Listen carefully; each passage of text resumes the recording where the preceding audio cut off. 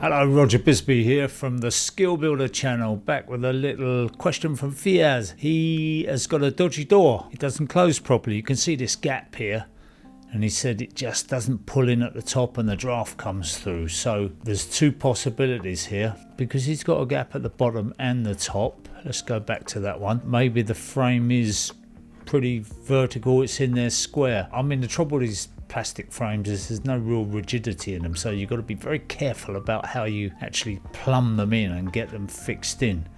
So either the frame is kind of slightly twisted, or the door just needs adjusting. I always say this, just take loads and loads of photographs. Don't just show me the bit where you think the problem is, show me the other bit, which is the hinge side, because that'll tell us a lot. If those hinges are right, that the door is actually pulled in the same amount on both hinges, maybe there's 3 hinges there and it's the same on all of them, that suggests that it's not an adjustment on the door.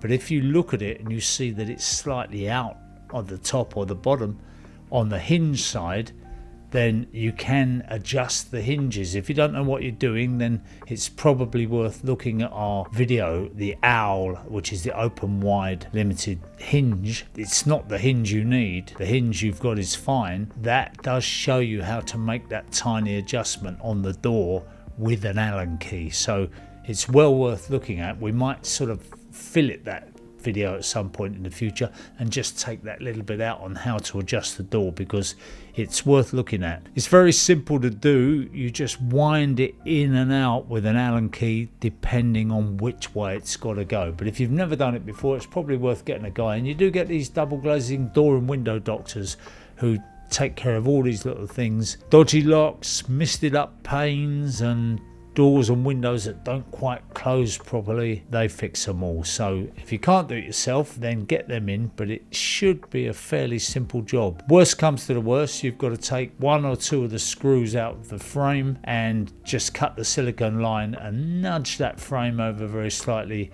refix it, which is sometimes a problem because it wants to go back in to the same holes, so you might have to use a different fixing there. And then of course re-silicone it. But as I say, not an expensive job to have done.